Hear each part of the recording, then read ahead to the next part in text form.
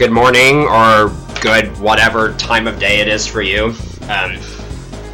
Hello, I am SuperViperT302, and this is going to be Broken Kart 64. So we're going to play all 16 of these tracks on the 150cc difficulty, and pretty much anything goes in terms of what's allowed. And I just realized that I forgot to open up live split, so let me do that real quick. Sorry that it just popped up over the game feed because I'm professional. Okay, there we go. We have it. We're all settled. So I am now ready for a countdown. So let's just go ahead and get started in 3, 2, 1. Video games. So since Peach won the bid war, I'm actually not able to do a shortcut right off the bat here. So if Yoshi or Toad had won the bid war, I could have done a CPU jump off of a DK because he would have been in a different place. When a lightweight character boosts into a heavyweight character, they can actually jump off the CPU and gain a surprising amount of air. And so you can use that to hop over the wall, which has no collision in the English version of the game, and land in this tunnel down here, which would save you a decent amount of time at the very start of the run. And it looks really cool for like the first shortcut of the run being the very first thing you do. But there is still another thing I can go for in this track. So on the second lap here, I'm going to try to get the item block from this balloon because there is always a blue shell on this item block. There we go. So I'm going to hold on to this until the start of lap 3. So when you use a blue shell, obviously it will aim for whoever's in first, except I'm in first. So as long as I can stay that way by the end of lap 3, by the beginning of lap 3, I can do something pretty interesting. Or at least I can go for it. This is a rather difficult maneuver to do, though. Alright. So yeah, that's a similar thing to what I would have gone for if a different CPU if a different character won the bid war. Because basically I just use that blue shell to hop over the wall. That saves a good 13 seconds or so.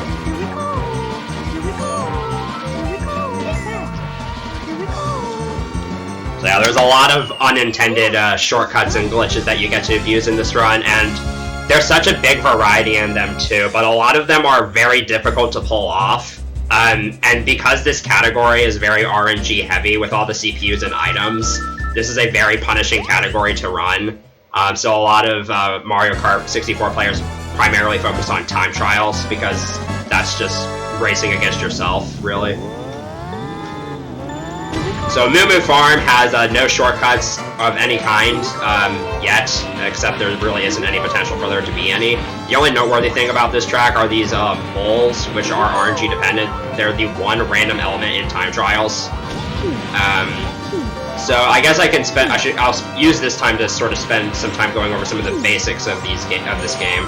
So the reason why the character bid war was only between Yoshi, Toad, and Peach is because those three characters actually tie for having the fastest top speed, and they're all lightweight characters, so they all generally drive the same. So any of them are good to use for like time trials and stuff. The only difference is that Yoshi is actually the quickest to select off the kart menu when switching between cups, which, spoiler alert, I am going to have to do later in the run. I just absolutely owned myself with that red shell. Also, Yoshi and Peach are both slightly heavier than Toad, and that only matters for getting knocked around by other characters. Another thing is that the item probabilities are known for all places, so that mushroom that I just got in first place, that is a 10% chance, so we know that. And obviously you still can't really manipulate what items you're gonna get, but we can at least maximize the probability of getting certain items, which is going to come into play for some shortcuts later on. Another thing to talk about is actually the CPUs. They do rubber band in this game, but in this game they do so in a weird way where they can speed up when they're off camera, and where they're basically constantly boosting, and they can also drive through walls. It's really odd. You shouldn't see it happen too often, but if it does happen, it can be pretty hilarious because sometimes they just do completely weird things. So Troopa Beach again does not have any short skips. It does have this intended shortcut where you jump into the tunnel there. That's allowed in the no skips category because it was obviously it was built into the track, so you're intended to do it. So you cannot normally get triple red shells in first place. That's kind of the second major thing to point out about this track. So there is a finish line glitch where there's a few polygons to the right of the finish line that are mismapped and mistakenly think you're actually behind by a lap. So while I'm over those polygons, the game considers me for a few frames to be in 8th place. And so if I activate an item on those polygons, I can get an 8th place item.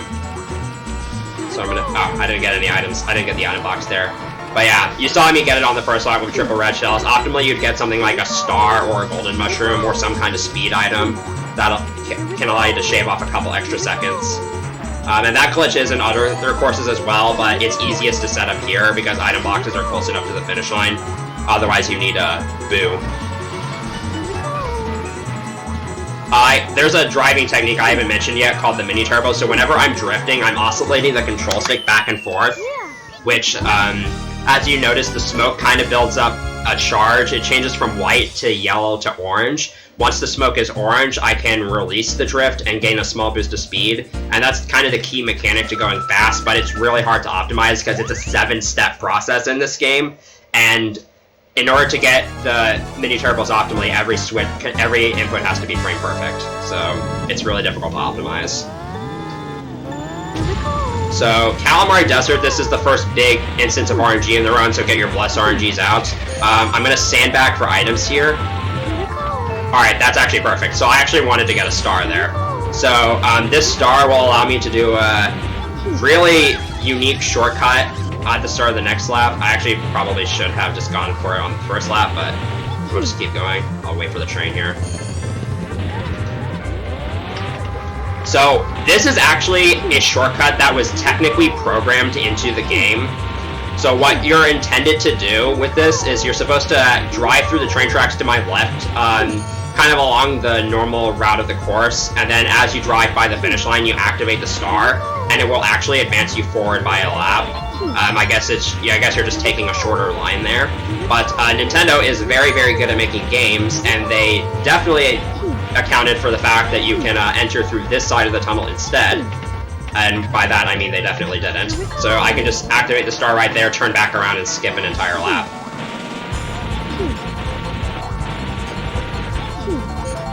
And sandbagging for items there is kind of the most effective way of getting the right item, because you both have the highest probability of getting a star in 8th place, and the star is the highest probability item you can get in 8th place. It's a 30% chance. And right here I'm holding this banana behind me because for whatever reason zooming the camera out like this reduces lag on the Nintendo 64.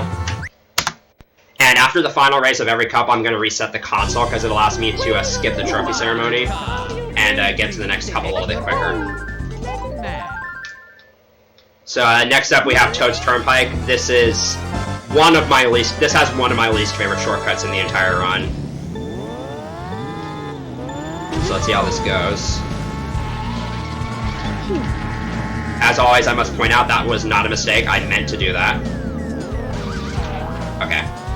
So what I just did there is abuse something called the Laikichu effect. So when Laikichu picks you up from out of bounds, while he's still on the screen, he actually can't pick you up again.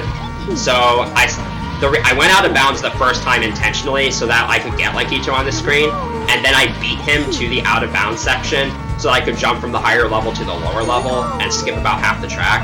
Now, I don't know if that was good enough for the manipulation I need to do for the second part of this trick, so I'm gonna set up for that first trick again. Okay.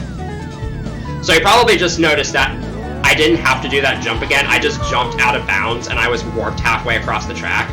So because I was above the road when I jumped from the higher level to the lower level initially, that actually breaks the checkpoint system on every version of the game past the Japanese 1.0 version. For some reason, they patched something on later releases, we still don't know what, that broke this checkpoint system. So I just broke the checkpoint system to where all I need to do is once I drive past the finish line, I just go a little ways past the finish line, jump out of bounds, and Laikichu places me halfway through the lap.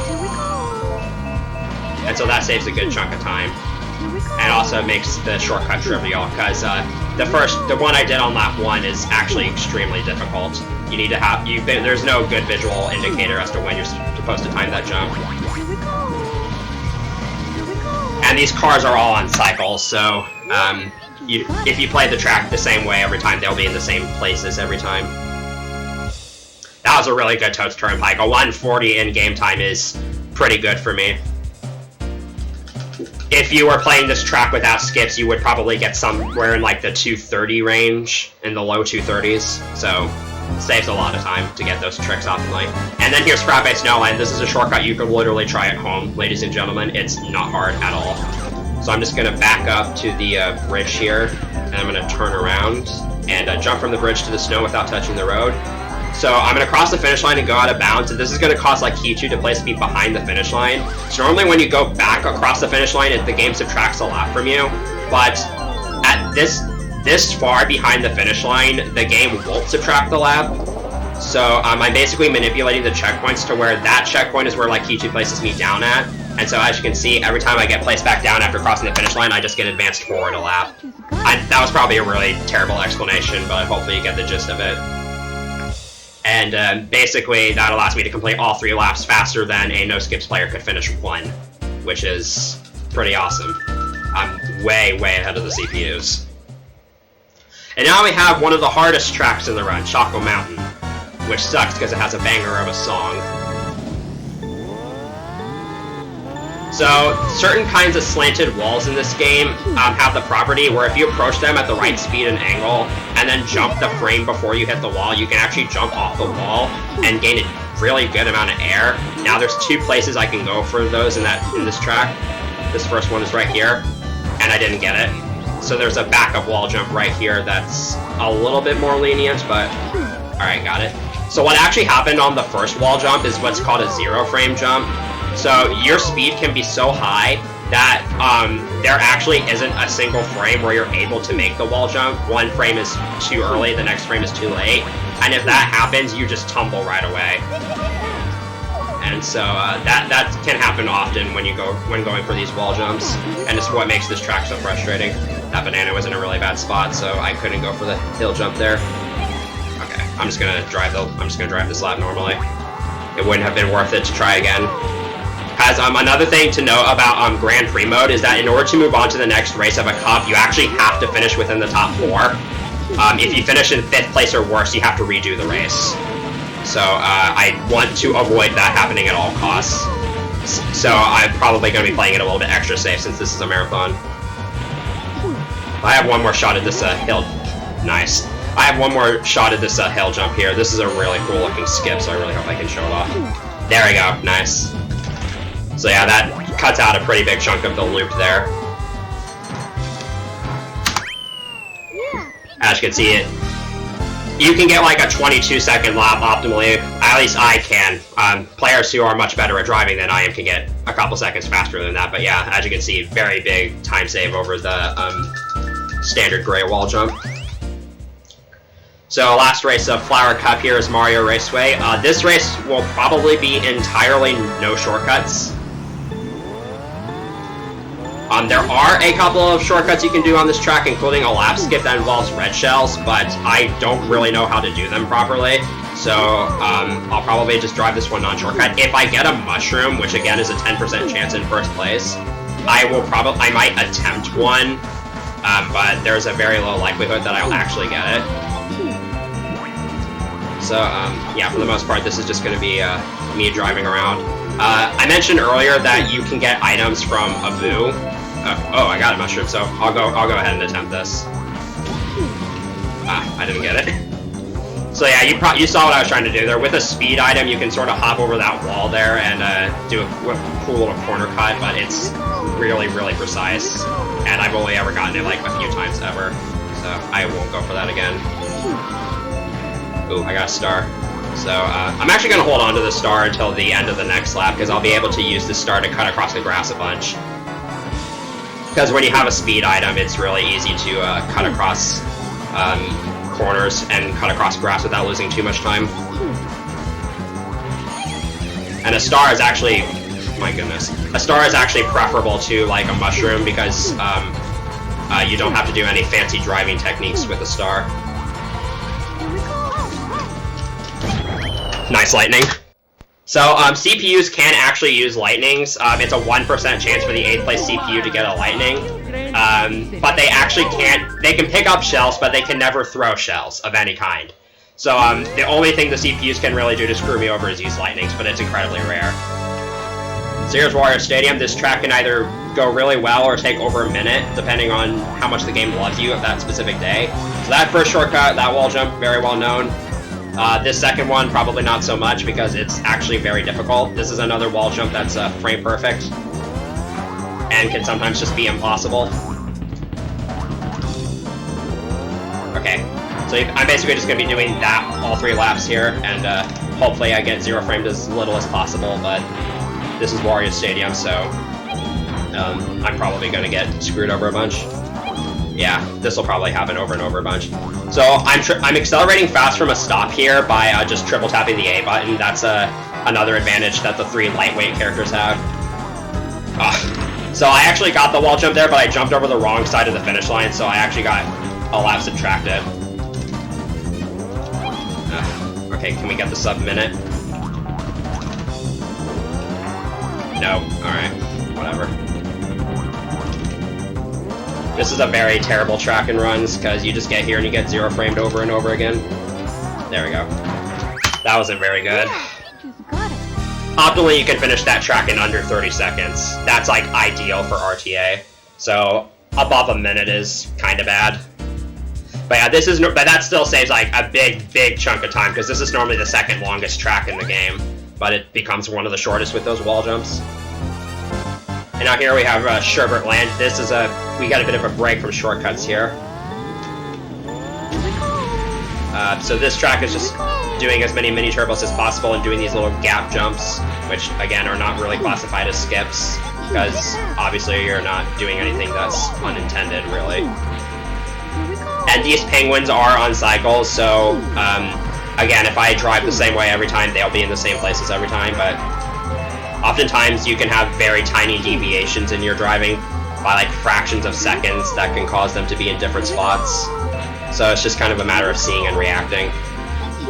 And you want to avoid falling in the water on this track, especially because it takes a couple extra seconds to get out of the to get back to driving, because you turn into a frozen ice cube and you have to break out of it. And you don't want to run into one of these penguins head-on, because they causes you to spin out and get recoiled back, and that wastes about 3 seconds each time it happens. That was almost a really bad place for a banana. It might have even been a banana I placed there, but I'm not sure. So I mentioned that this track is no shortcuts. That's not true for tasks. If you watch the All Cups task by Drew Weatherton, which I would recommend watching immediately after this run, it does a bunch of crazy stuff with like CPU jumps and checkpoint manipulation, but you can't reasonably predict where the CPUs are going to be in real time. So for the most part, every run of this track is just non-shortcut, because there's just no way a human would be able to pull that off. But yeah, the All Cups task is even more insane than what you've already seen so far. That was a really, really good Sherbert Land. A 140 is a really good time for me to get in-game time. I didn't hit any penguins and I didn't fall into the water, and I didn't hit any items. CPUs do love to place bananas and fake item boxes in the worst possible locations. It seems like they just know where to place them to screw you over. Okay, so Royal Raceway has one pretty noteworthy shortcut that I'll be going for on all 3 laps.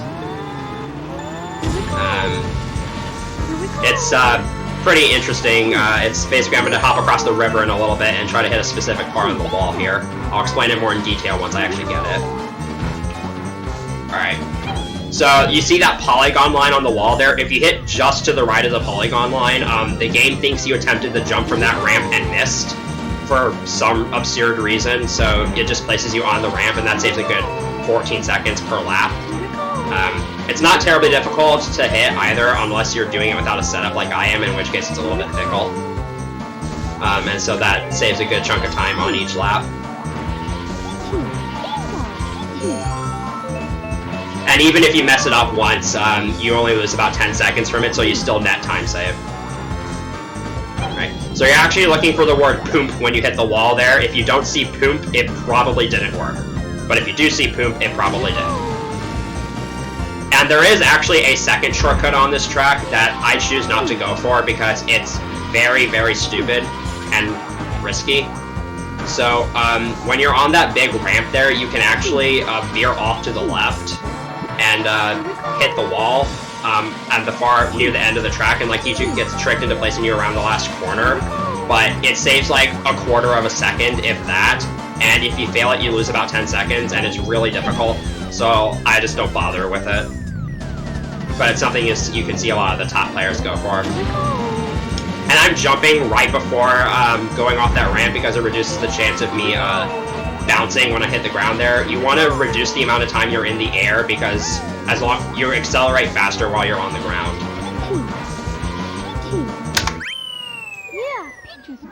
So that was a very good Royal Raceway. I got the shortcut 3 for 3.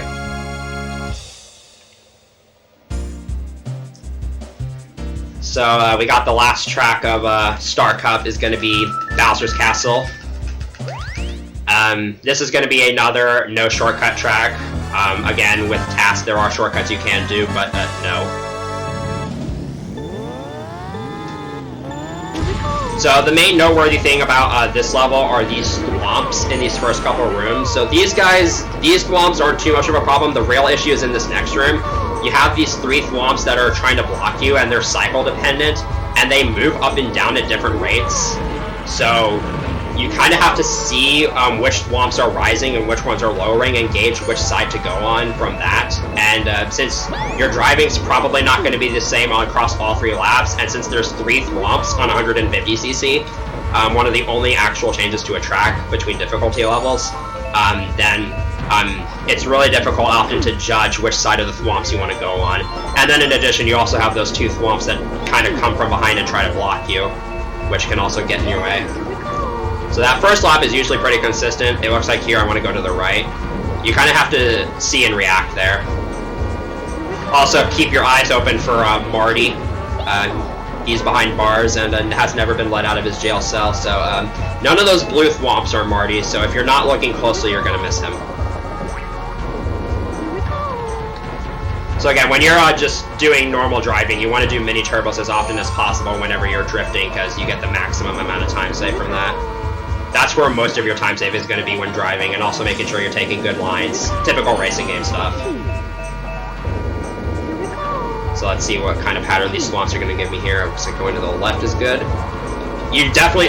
nice fake item box. You definitely don't want to get squished by the thwomps, because the animation for recovering from that takes a long time. This bridge is the thinnest part of the game that doesn't have sides, fun fact. And 9 out of 10 times there's a banana there on one of the 3 laps. That just makes you spin out and fall into the lava. So we got the final reset of the run coming up here. Funnily enough, for all Cups runs, we actually reset early.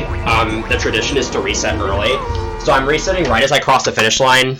But if this were a fresh cartridge, then I would actually not get the trophy for completing the... I would actually not get a gold trophy on that track. It would not save to the cartridge. But it's tradition, so we reset there.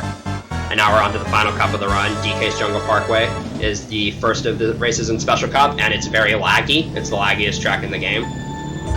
But thankfully we're not in here for very long, because there's another really good lap skip on this course. That's actually kind of finicky to pull off. So there's this corner of the wall you can just kind of drive through, and the finish line extends ever so slightly out of bounds. So as you can see, I'm at the very end of lap 1 now, and I just have to do this 2 more times and the race will be over. You actually can land back in the cave, which saves a little bit of extra time, but you don't have to. As long as you cross the finish line while you're out of bounds. Like, that's the optimal way of doing it, but you don't have to do it that way. Like, if you just cross the finish line and then land in the water, that's fine.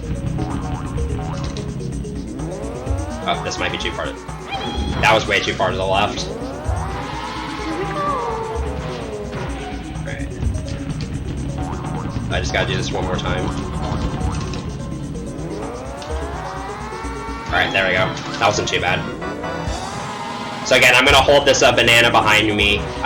It sounds very counterintuitive, but again, this is going to be reducing lag. And I can hold Z to continue holding this item behind me through the point screen, so I'm just reducing lag this entire time.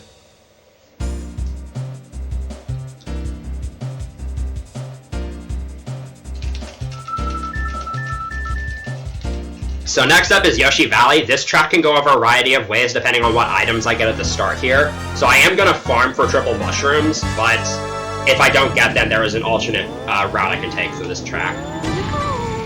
So I'm going to approach this first set of item boxes up here and wait for about 5 or 6 CPUs to pass me. Alright, I got a single mushroom, which is still fine. So I'm going to do the backup route here. So Yoshi Valley is split across multiple pathways. I'm actually going to take this far right path. This is ironically the slowest path in Yoshi Valley, but taking this path breaks the checkpoint system. So once I get here, I can actually just kind of... Okay, if Wario doesn't do that to me. I can actually just kind of jump off here, and the game will count a lap. That only works if you take the far right path. And it places me back here too, so I essentially just skip an entire lap by doing that. And here's the hairpin jump, also doesn't count as a shortcut. So I have this single mushroom, which I'm going to use at the start of the next lap to do a pretty big lap skip. This is what I would have gone for on all 3 laps if I had gotten triple mushrooms. So I'm going to line myself up using some visual cues. I have this little spot on the ground, and then I'm going to boost off the edge here. Okay, this should work. So you hit that dark line and get that bounce left with that boost, and provided you get that, it should work. You just skip an entire lap. I don't know why, I don't know how the checkpoint system works for that trick, but it just does. So, thankfully it does, because we can use it to save time. By the way, something I haven't mentioned yet is during these point screens I'm holding start and mashing A. That just lets you go through them a lot quicker.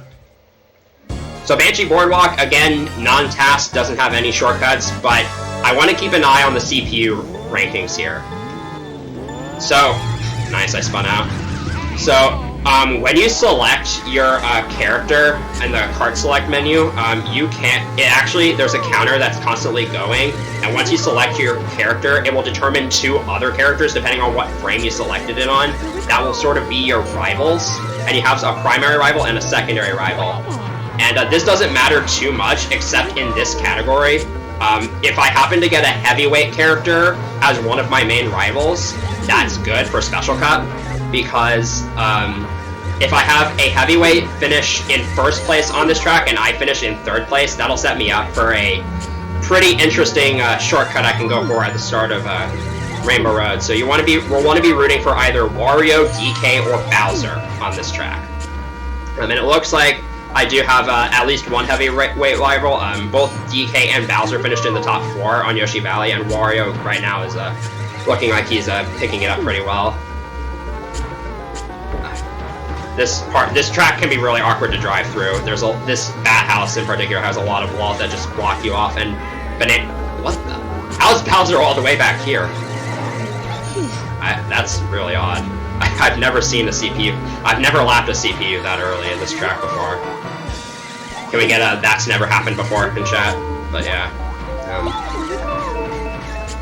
Also, because of how thin the walkways are here and with how little guardrails there are, bananas are basically death on this course. Alright. The heavyweight CPUs are sort of falling behind, so hopefully I can use some items to get Wario to catch up here. Alright, he's back in 2nd place. I want him to stay there. Oh boy, this might be tight. Oh, no comment. I might be in trouble here. Okay, so, marathon luck, I have to redo this race now. That was absolutely hysterical. I was not expecting Bowser to come back. So that's a really, really unfortunate time loss, and this is actually the first time I've had this happen in a marathon. That's really unfortunate. It would have been fine on any lap other than lap 3. So that's kind of what I was talking about in Choco Mountain, where if you finish in 5th place or worse, you do have to redo the race. I just have to drive my way through here again.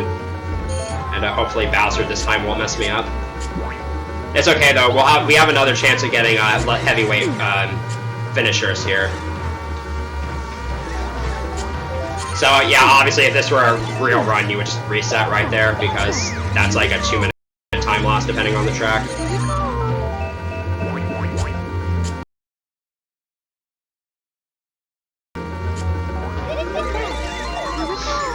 I I honestly don't know what happened to Bowser. Because, like, I had lapped him by lap 2, and he just came back full force with a star and just completely wrecked me at the worst possible time. I probably could have avoided him, though, but it is what it is. And we call that a DNF whenever you finish within the bottom 5, or bottom 4 in a race, or do not finish. So right now, it looks like Luigi might actually be my primary rival, and Bowser might be my secondary, because there is a primary and secondary rival, with the way the rivals are chosen.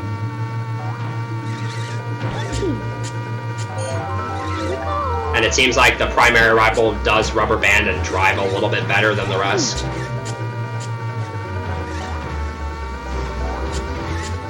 Alright, so it doesn't look like Bowser's going to finish in the second place. Yeah, Luigi's going to finish in second, which is fine.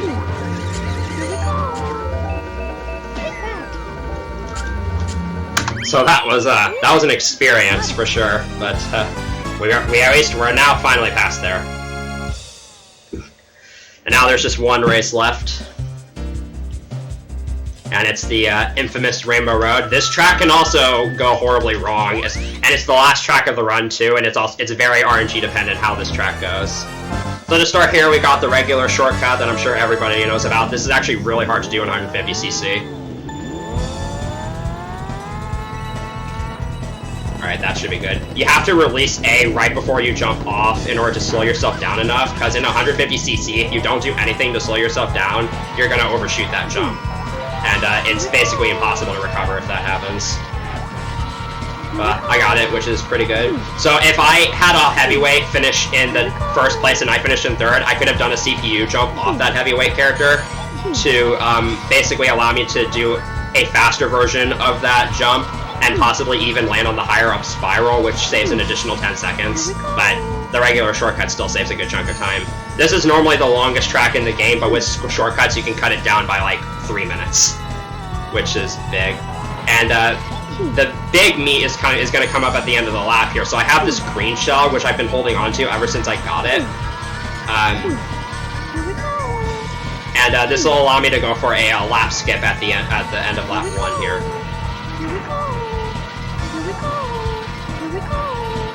This is another really finicky trick here, but there is a pretty decent setup for it, and you only get a few tries at this before you have to bail and move forward a lap.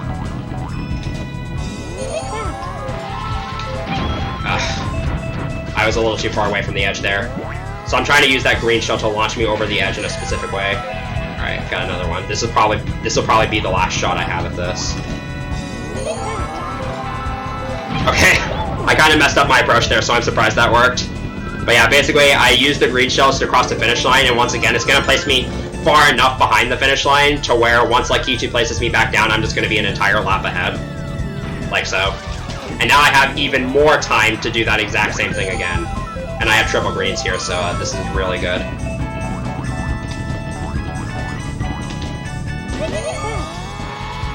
Ugh. Unfortunately, sometimes it's hard to pick which green you want to hit. But I have plenty of time here because the CPUs are really, really far behind.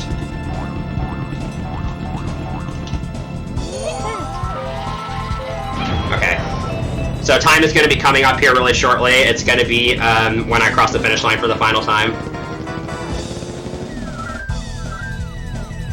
So get ready for that.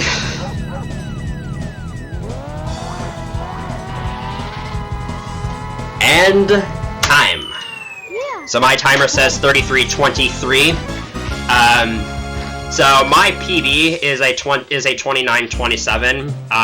That run probably could have been around a 30 or so, based on how that Rainbow Road went, if I didn't get absolutely wrecked on Banshee Boardwalk. But at least we can say we had a fun experience. That was pretty fun. So. Quick little plug before I go off. If you want to run time trials for this game, I myself do not run time trials actively, but you want to join MarioKart64.com. It's a very, very active community. And also, the world record in this category is a 25:36 by Abney317, who is a very, very skilled player, so definitely check him out. And that's pretty much it for me, so I will throw it back on over to the host.